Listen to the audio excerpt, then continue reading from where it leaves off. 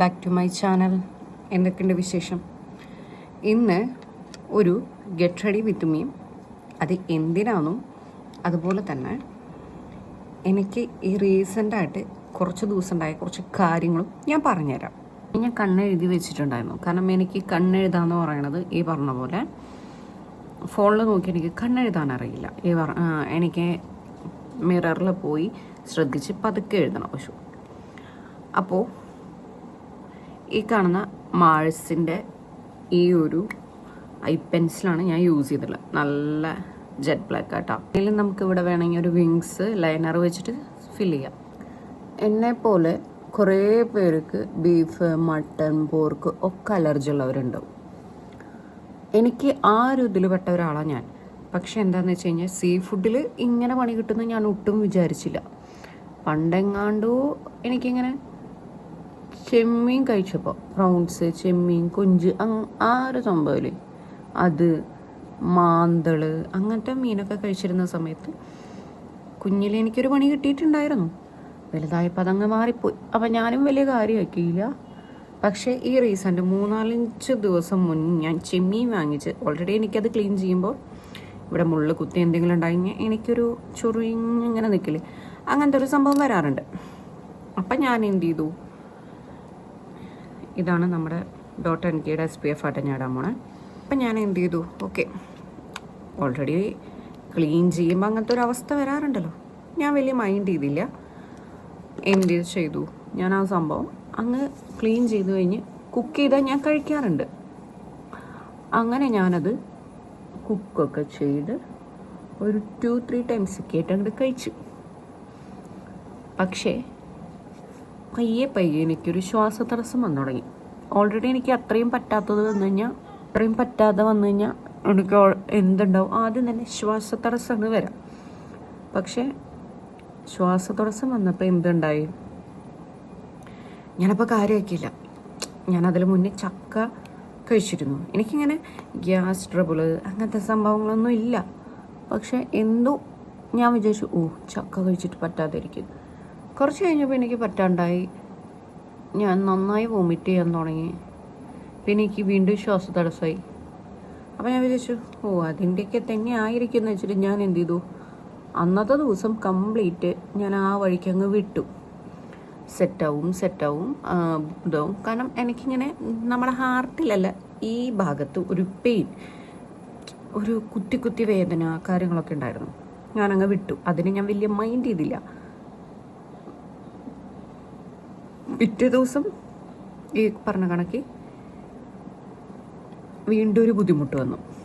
അപ്പം ഞാൻ എന്ത് ചെയ്തു, ഈ കാണുന്ന മാഴ്സിൻ്റെ ആട്ടോ ഫൗണ്ടേഷൻ, ഞാൻ എന്ത് ചെയ്തു, ഇത് അതിൻ്റെ തന്നെയാണ്, ചക്ക കഴിച്ചിട്ടൊന്നുമല്ല, എനിക്ക് മനസ്സിലായി.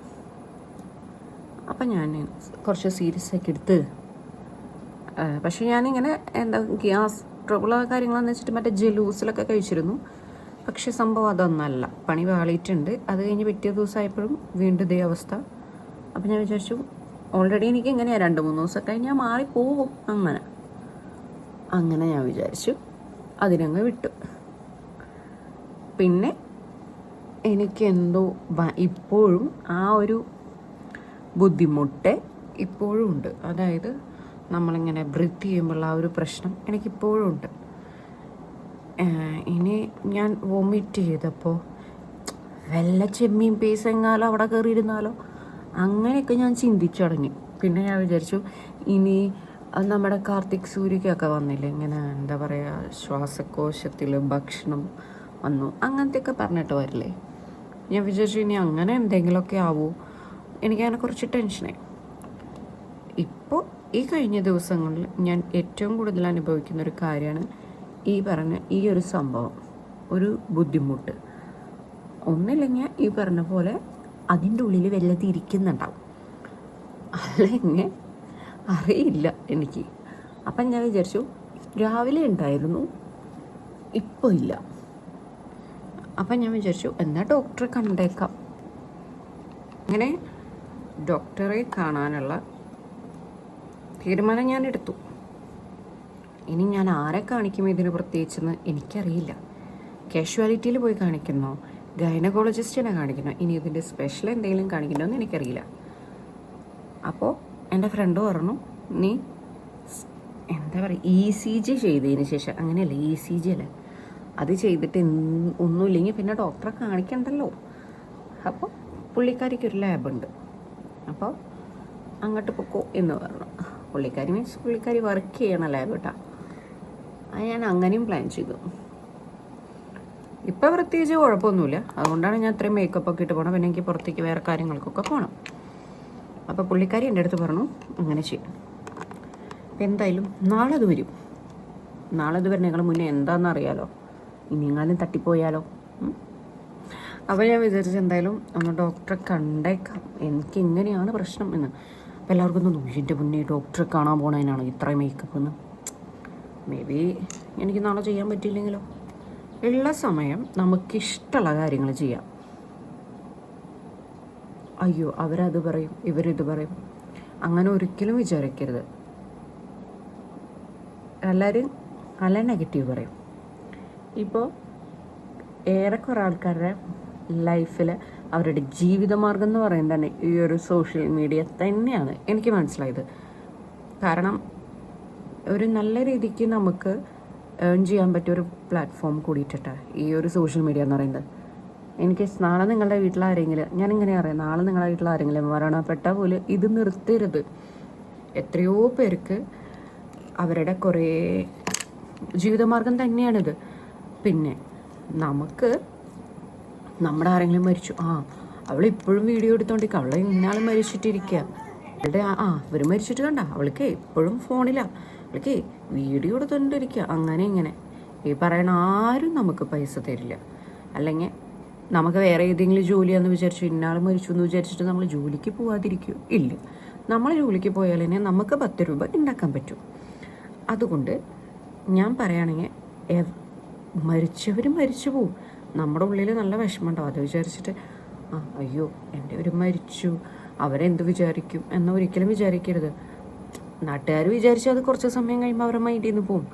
ആരും ഇതാക്കാൻ പറ്റില്ല. അതിപ്പോൾ നമ്മളാണെങ്കിലും അതെ, നമ്മളൊരാളെ കുറ്റം പറയുമ്പോൾ നമുക്കതൊരു കുറച്ച് സമയത്തേക്കുള്ളൂ. ആ കുറ്റം കേട്ട ആൾ, അതായത് ആ ആളത് കേട്ടിട്ടുണ്ടെങ്കിൽ ആൾക്കത് അവരിപ്പോഴും അത് ചിന്തിച്ചുകൊണ്ടിരിക്കുക എന്നുള്ളൊരു മൈൻഡായിരിക്കും. പക്ഷെ നമ്മളത് ചിന്തിച്ചാൽ മതി. നമ്മളിപ്പോൾ ഒരാളെ കുറ്റം പറഞ്ഞു, അവളെങ്ങനെയാണ് ഇപ്പോഴും എന്ന് പറഞ്ഞു കഴിഞ്ഞാൽ അതവിടെ കുറച്ച് കഴിയുമ്പോൾ നമ്മളത് പറഞ്ഞു നമുക്ക് വേറെ ആളെ അത്രേ ഉള്ളൂ. അപ്പം നിങ്ങൾ എന്ത് ചെയ്യണം, നിങ്ങൾക്ക് ഏൺ ചെയ്യാൻ പറ്റുന്ന ഏതൊരു പ്ലാറ്റ്ഫോം നിങ്ങൾ കളയരുത്. അതാണ് എൻ്റെ ഏറ്റവും വലിയ ഒരു എന്താ പറയുക ഞാൻ പറയാനുള്ളത്. കാരണം ഈ അറിയുന്ന ഞാനാണെങ്കിൽ പോലും ചിലപ്പോൾ നാളെ ആരെങ്കിലും കുറ്റം പറഞ്ഞാൽ നിങ്ങളത് നിർത്തരുത്. അതാണ് ഞാൻ പറയുന്നത്. ഞാനങ്ങനെ പറയുന്നതല്ല അറിയുന്നത്. എന്നാലും നിങ്ങൾക്ക് ഇഷ്ടമുള്ളത് ചെയ്യുക. ഒറ്റ ലൈഫുള്ളൂ. അപ്പോൾ ഇന്നത്തെ വീഡിയോ ഇത്രയേ ഉള്ളൂ. ഇനി ഞാൻ പോയി ഡ്രസ്സൊക്കെ ഒന്ന് മാറി എൻ്റെ കലാപരിപാടികളൊക്കെ ചെയ്ത് എനിക്ക് എന്താ ഇനി വല്ല ഗ്യാസിൻ്റെ ആണോ, അല്ലെങ്കിൽ പിന്നെ വല്ല ഫുഡിൻ്റെ പ്രശ്നമാണോ, ഇനി ആ ഫുഡ് കഴിച്ചതിൻ്റെ ഇഷ്യൂ ആണോ എന്നൊക്കെ പോയി നമുക്ക് ചെക്ക് ചെയ്ത് നോക്കിയിട്ട് വരാം. അപ്പോൾ ഇനി കുറ്റം പറയുന്നവർ കുറ്റം പറയട്ടെ, ഐ ഡോണ്ട് കെയർ. ഞാൻ ഒരിക്കലും ഒരാളെന്നെ കുറ്റം പറയുന്നത് ഞാൻ മൈൻഡ് ചെയ്യാറില്ല. നമ്മുടെ വീട്ടിലാരെങ്കിലും എന്തെങ്കിലുമൊക്കെ പറയുന്നത് ഞാൻ അങ്ങടെങ്കിലും പറയുന്നല്ലാണ്ട് ഞാനങ്ങനെ മൈൻഡ് ചെയ്യാറില്ല. ഞാൻ ഓൾറെഡി ആരും ബോധർ ചെയ്യാത്ത ഒരാളാണ്, ആര് പറഞ്ഞാലും കേൾക്കാത്ത ഒരാളാണ് സത്യം പറഞ്ഞാൽ. എനിക്ക് എൻ്റെ വഴി, കാരണം എല്ലാവരും പറഞ്ഞ പോലെ നടക്കാമെന്ന് പറയുമ്പോൾ നമുക്കതിലൊരു ഫ്രീഡം ഇല്ലല്ലോ. നമുക്ക് നമ്മുടെ ഇഷ്ടത്തിന് നടക്കാം. കുറേ കാര്യങ്ങളൊക്കെ പിന്നെയെന്ന് പറയുന്നത് തെറ്റും ശരിയും പറഞ്ഞ പ്രായമൊക്കെ നമുക്ക് കഴിഞ്ഞു. അപ്പോൾ പറഞ്ഞു വന്നതാണ്, നമ്മൾ എന്തെങ്കിലുമൊക്കെ തിന്നി മാറി. അപ്പോൾ ഇന്നത്തെ വീഡിയോ ഇത്രയേ ഉള്ളൂ. അപ്പോൾ ഇഷ്ടപ്പെട്ടവരെന്തായാലും ലൈക്ക് ചെയ്യുക, സബ്സ്ക്രൈബ് ചെയ്യുക, സപ്പോർട്ട് ചെയ്യാം. Okay, by.